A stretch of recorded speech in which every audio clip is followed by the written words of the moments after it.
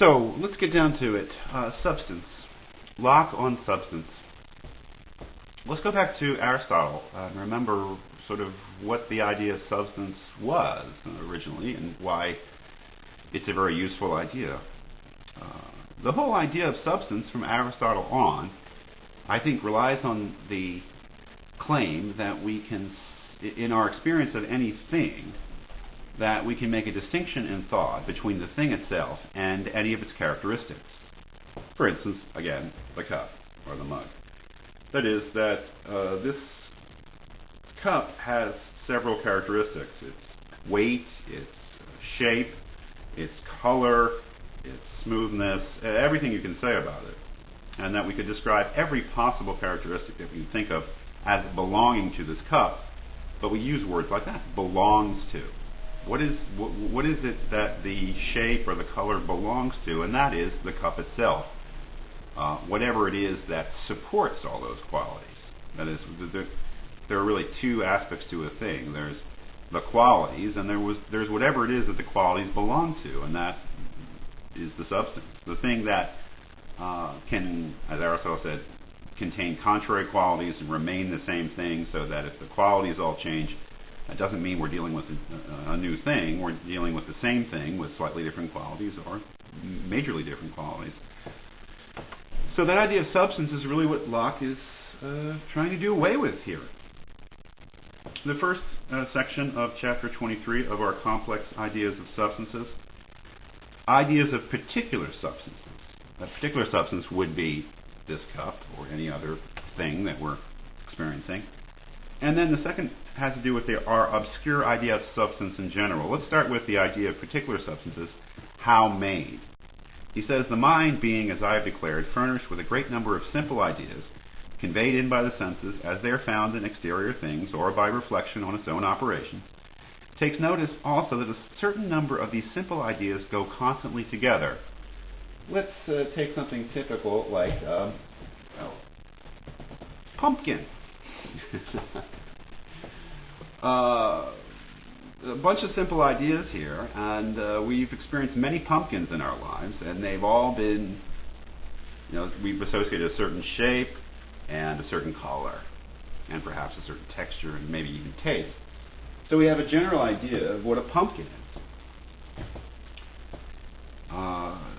A certain number of these simple ideas go constantly together, which being presumed to belong to one thing, and words being suited to common apprehensions and made use of for quick dispatch, are called so united in one subject by one name. So we are used to, in our experience, associating a certain typical collection of simple ideas together. Say, a certain shape and a certain color and a certain taste, we see go constantly together, and we attribute it to the subject pumpkin. We accustom ourselves to suppose some substratum, underlying substance, wherein they do subsist, these simple ideas, and from which they do result, which therefore we call substance. So, as Locke says there, it's a verbal habit, and it's a practical way of getting around in the world. That is, we associate certain simple ideas together, and rather than think of them separately or somehow refer to them separately in language, we refer to them for quick dispatch, ease of use as one thing, pumpkin, by which we mean orange, particular shape, particular texture, particular taste. And this is perfectly fine. This is how we get along in the world. This is how language works, by simplifying and by grouping things together so that it's practical. But if we're talking about what we really experience, all we experience are the ideas, and the notion that they all belong to some underlying substratum is really not founded at all in our experience.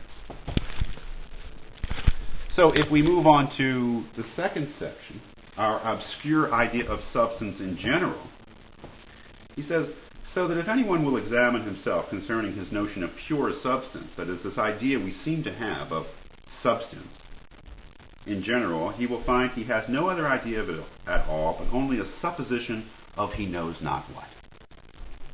A supposition of he knows not what support of such qualities which are capable of producing simple ideas in us which qualities are commonly called accidents. Do we have a clear idea of substance in general, of whatever it is, the underlying substratum that supports the qualities that produce the simple ideas that we do actually have clear and distinct experience of? No. He says, and thus here, as in all other cases where we use words without having clear and distinct ideas. Of course, he's borrowing that language from Descartes. Now, how serious that is, I don't know.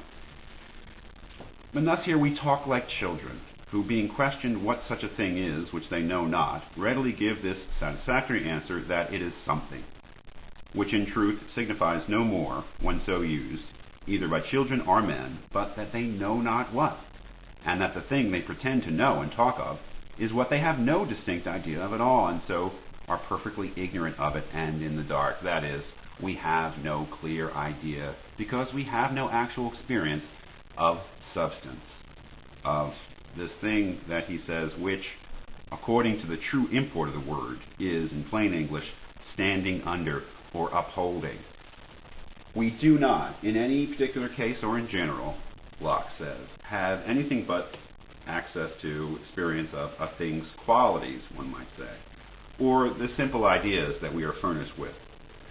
The whole idea that there's something else there that supports, that upholds those qualities, that is something we have no experience of at all.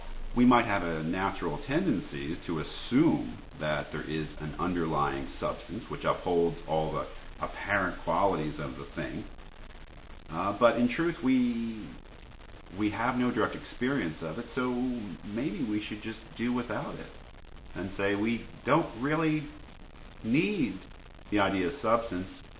All we need are what we are actually furnished with an experience, that is, our simple ideas and how we build up those simple ideas for ease of use into complexes which we normally associate together. So I guess what Locke is suggesting here is that we live in a world without substance. We have ideas, and we can make use of those ideas in a practical way to get along in the world, but any notion of substance, any notion of things that underlie, support those ideas in the world in terms of external objects that have substance, that is something that we'll have to do without.